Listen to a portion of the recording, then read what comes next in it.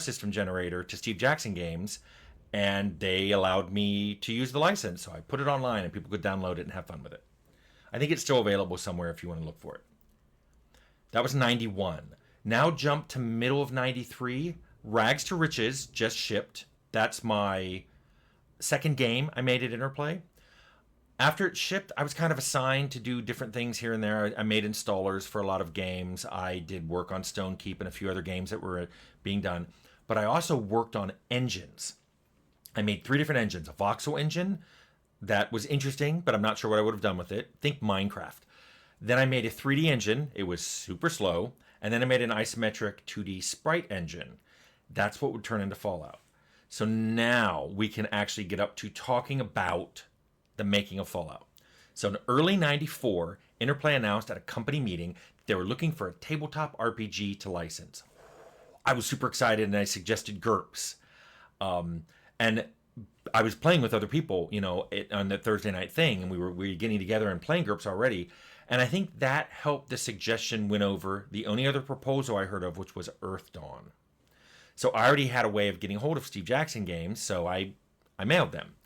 In early March of 1994, Steve Jackson visited the studio in person. He came to Interplay. We showed him an early version of the game, basically the isometric 2D engine I had, and the GURPS character editor.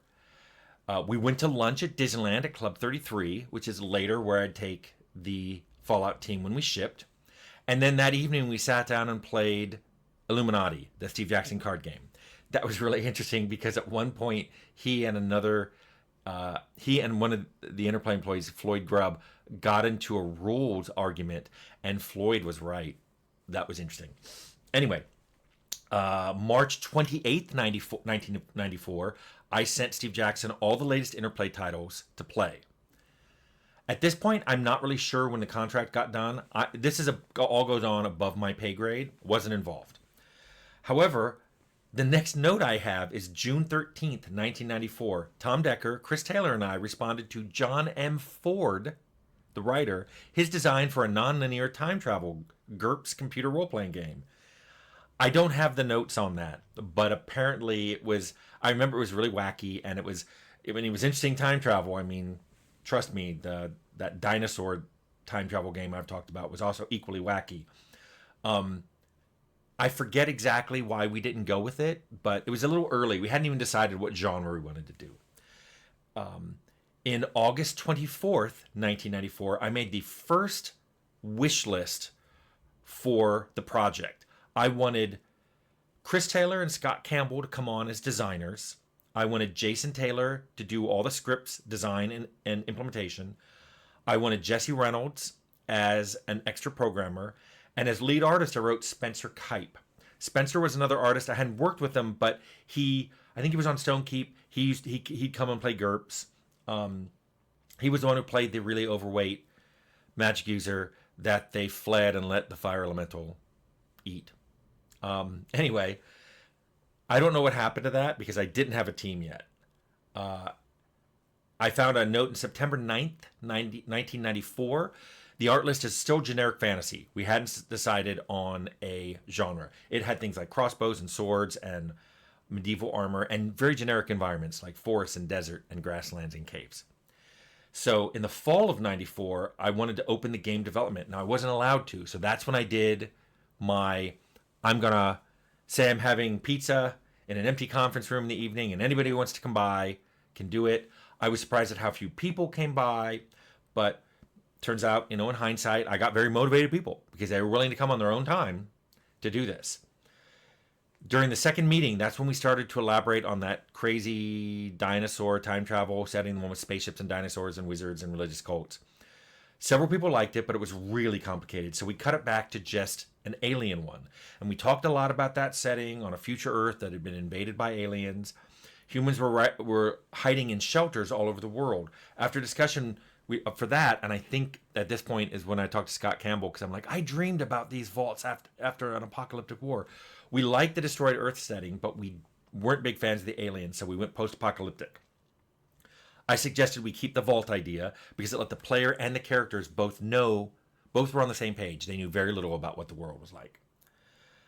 On December 8th, 1994, it's the first mention of Junktown and that Jason Taylor and Jason Anderson were officially assigned to my team. So that was the team, me and the two Jasons. Tom Decker was removed from it because he already had so many other projects that Alan Pavlich, the executive producer, said he did not have time to do another one. I think Tom had like 22, 24 product SKUs. So I was now a producer. Yes, you will notice that I got an extra title. There was no extra pay, nothing like that. Just, hey, here's some extra responsibility for you. However, between the Jasons and I, we put together some prototype levels, like walking around on the map, some simple melee combat, opening containers and removing loot from it.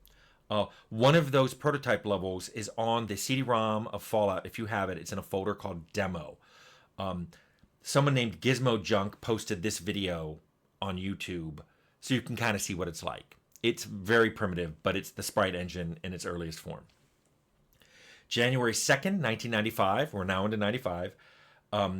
That's when I came up with my original idea for the Fallout story. I talk about it in a video called Original Intro Story. It's linked below. On May 22nd, 95, Alan Pavlich, the VP of Development, said he wanted voice actors in the game and asked me for a feasibility analysis. In June 12th of 95, the project was now official and had assigned team members, like I mentioned before. So Brian Fargo told me I had to start coming to the regular off-site producer meeting, as well as write a vision statement for the project. I wrote multiple vision statements, all of which he hated. It culminated in Chris Taylor writing one in January of 96 that I talked about in the Design Pillar video linked below. Meanwhile, back in 95, in June 21st, 95, it was confirmed we were going to do voice actors. Here's a picture of the people assigned to the project. This is mid-95. I'm not sure exactly when. Let's say summer 95. Left to right, it's Brian Frymuth, Leonard Barsky, Jesse Reynolds, me, Jason Taylor, Scott Campbell, who's seated, Jason Anderson, Michael Dean, and Fred Hatch. On August 2nd, the decision was made by people above me that this game would be Windows 95. And I have a little note saying Steve Jackson Games was not happy about that decision. However, I pointed out that because I was writing it all for GNOL, we could keep the DOS one as an extra SKU, and it wasn't a lot of extra work. It was a little extra work. August 16th, 95, Jesse Reynolds and I, we were switched over to Stonekeep to help it ship, so we lost some time. But that is when Scott Rodenheiser joined our project to do the clay heads for many of the NPCs. August 30th, 95, Chris Jones began the Windows 95 port of GNOL. He did it in 3 weeks, which made a Windows 95 version of the game to be immediately playable, and a full version was completed within 6 months. On September 6th, 95, Scott Campbell gave his 2-week notice. We talked about that in my chat with him. I started negotiating immediately to get Chris Taylor as soon as Stonekeep shipped. On September 3rd, 1995, we moved from the Fitch building to a new temporary building on Alton until we moved into our final place on Von Karman.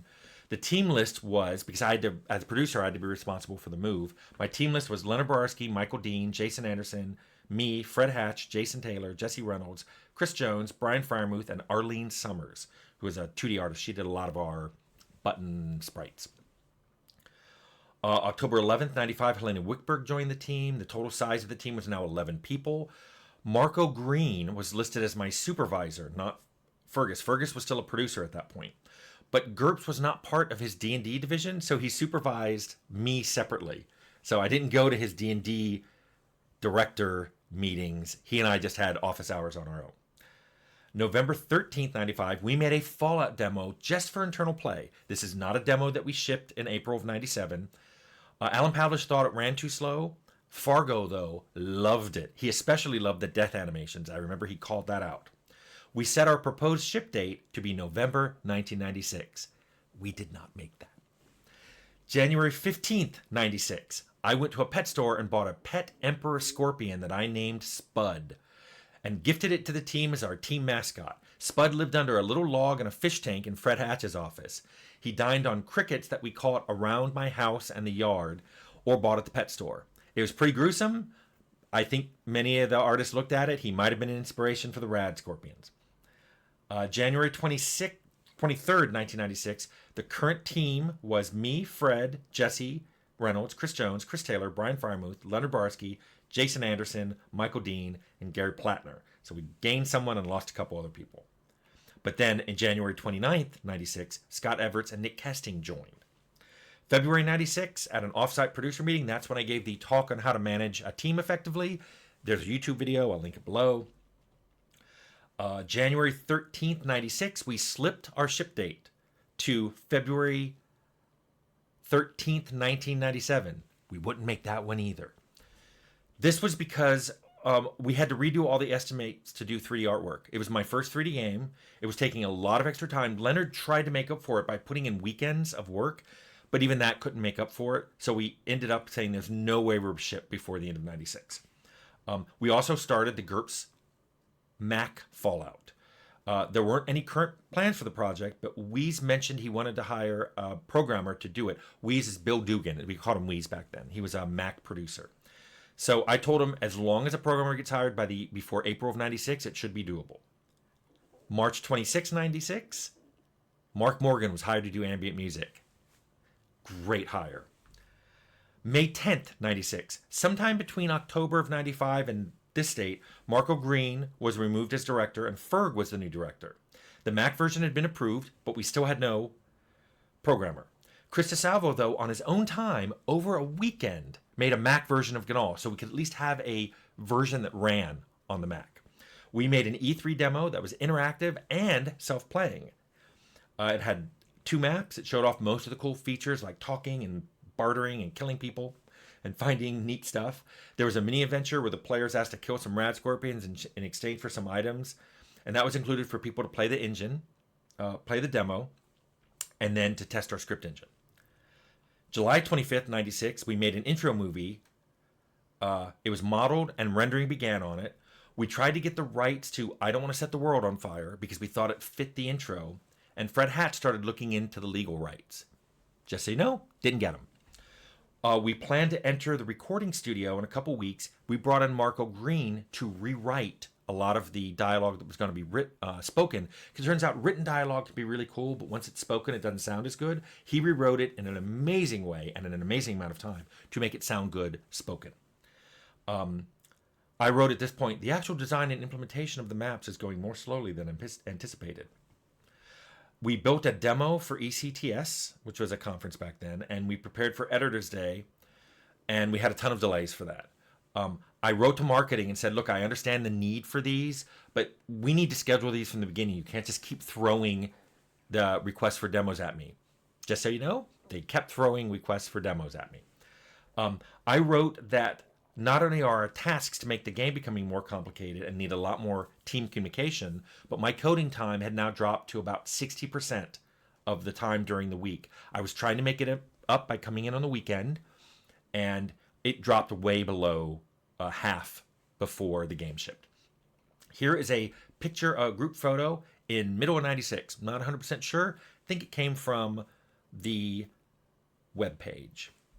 August 21st, 1996, Fred is still working on getting the rights for the song. We wanted I Don't Want to Set the World on Fire, but we couldn't seem to get the rights without very extensive legal work and royalty payments. So we looked into other songs, and we really liked Maybe. I think Gary Plattner found that one. Fred and I met with Jamie Thomason on August 11th to do our voice directing. He could access incredible voice talent, and I wrote down, he's really professional and incredibly easy to work with, and he can get us some top-name talent. So I submitted a budget, and it got approved. So we made a non-interactive demo, i.e. a movie, for CGW's anniversary CD-ROM. It holds GURPS up as a spiritual successor to Wasteland, GURPS Fallout.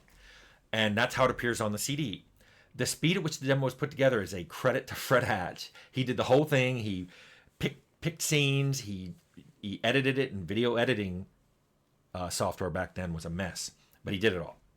So, September 11th, 1996, voice recording began. Chris Taylor and Fred Hatch handled most of the studio work, going up there for every session, but I went up 1 week to watch David Warner, who was the ultimate evil for Time Bandits, do one of the characters.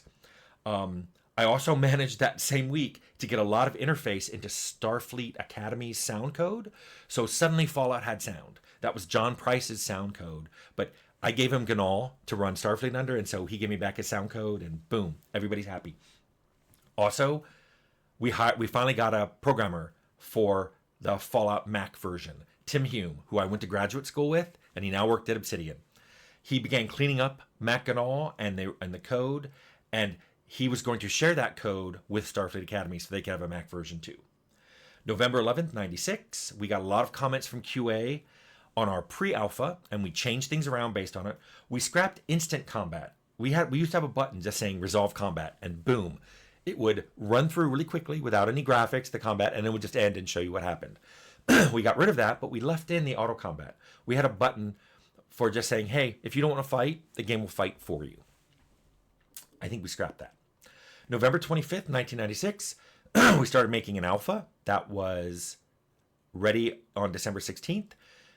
We had the opening movie in. You could make a character. You could travel the world map. The music was in. Some sound effects were in. Several towns were in. The isometric maps for them and some dungeons, caves, and a vault.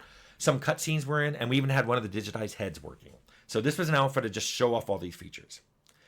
In early 97, I sent the opening cinematic to Steve Jackson Games. This opening cinematic was almost identical to the one that shipped. They did not like it. They had real trouble with some elements of it. I remember they didn't like the part where the guy was getting shot in the head. And they hated Vault Boy in no uncertain terms and demanded changes.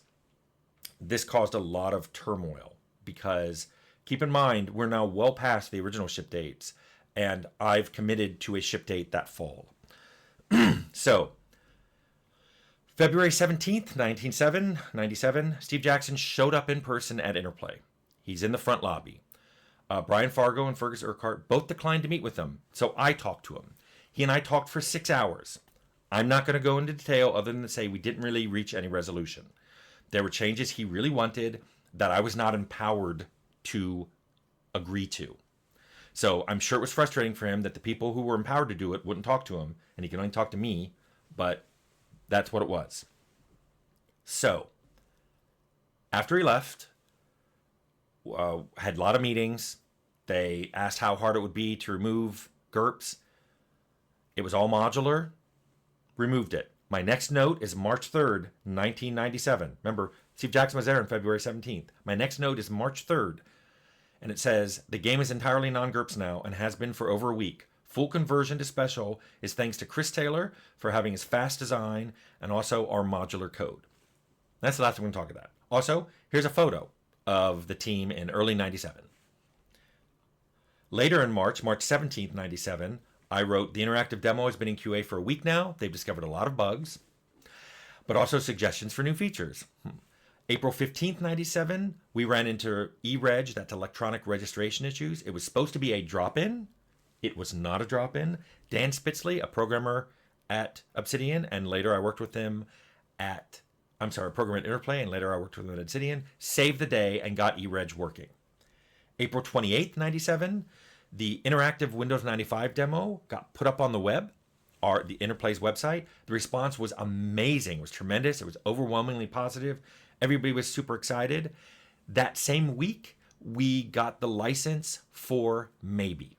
So we're going to put that in the game. April 12th, 97, the demo continued to do well. We stopped estimating the downloads. We didn't have an actual download timer or ticker. Also, many sites picked up the demo, but we knew it was past 100,000 copies were being played. And that doesn't even include the Mac version, which went up a week later. One thing that concerned me greatly, though, was at this point I received a suggestion from the Interplay UK office for significant changes to the game, to the violence level, to the presence of children, to which I responded, when a product is 8 weeks from being finished, we didn't ship in 8 weeks, and changes are coming in, this is not the time to look at the design for the first time. Our design documents have existed for over 2 years, but no one said anything until now. So I kind of yelled at people way over my station. Anyway, I think what we ended up doing, we took kids out. No, we didn't. We left the kids in. I don't remember what we did, but I don't care. May 27th, 1997, I wrote good news and bad news. The good news is, thanks to Mark Harrison's implementation of sound compression using Paul Edelstein's sound compression code, Fallout now fits on one CD. Yes, I was about to go to the people above me and go, we need 2 CDs, and that was expensive. So we got Fallout to fit on one CD. The bad news was we were having tons of problems with scripts. They weren't loading and saving correctly. They were losing variables. They were corrupting memory. It was a mess. So June 24th, 97, I started sending 3 new Fallout revisions to QA every week instead of just the one. I used to send them one a week because it took about 40 hours to play. Now I sent them one every Monday, Wednesday, Friday. I wanted to get a faster turnaround on the bugs. We also sent a revision for each of the 3 major platforms, Windows 95, Mac, and DOS. This is when QA started coming in on the weekend, even though some of them weren't paid. They just came in because they wanted to play. Awesome group. Windows 95, they reported as very stable, and they can get to the end game. The Mac was reported as very stable, but has memory fragmentation. It can be played to the end game, barely, but it reported a lot of memory issues. DOS was very unstable. It crashed, memory fragmentation occurred. The extra crashes in DOS we traced to sound code. Basically, someone in QA mentioned, hey, if I disable sound in the DOS version, all the crashes go away. So we search through and look for that. Here's where things get interesting, because people often ask me, well, when did you ship? September 30th, 1997, a build was sent to the duplicator, but that day QA found a bug. We fixed it, we retested it. October 1st, 1997, the final build was made, tested, and sent to the duplicator. October 7th, 1997, reports were coming in from people on the internet saying they've actually seen the game for sale in US stores. But it wasn't until October 9th, because we started going to stores ourselves, October 9th, 1997, team members on Fallout confirmed finding the game for sale in local game stores. However, despite people telling me they saw it early and us actually seeing it early, October 10th, 1997 was the official release of Fallout. Now, we did patches, Fallout 2 started, but I've already talked for 23 minutes, 24 minutes, so I'm going to stop here. Anyway, I hope you all like that. I will link videos below. That is as close to as I can come from my notes to a pretty definitive Fallout timeline. I hope you liked it.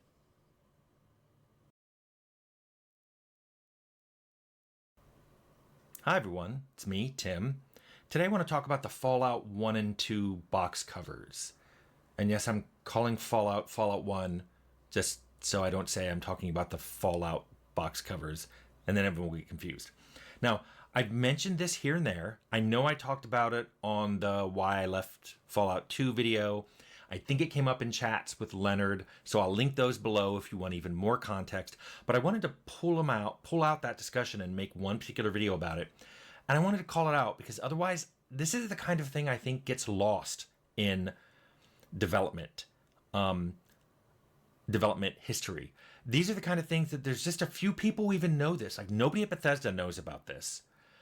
A lot of people on the Fallout team either weren't involved in this and don't know it, or they knew it but they heard it third hand and they've probably forgotten it, or they forget the details, and luckily I take a lot of notes. Unfortunately, there are some things missing, and I'll get to that.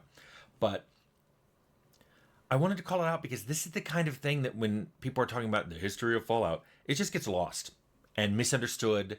And it's not like the people involved aren't still around. So I'm like, well, okay, I will talk about it and then peg it and get it up on YouTube, and people can refer to it if they want to.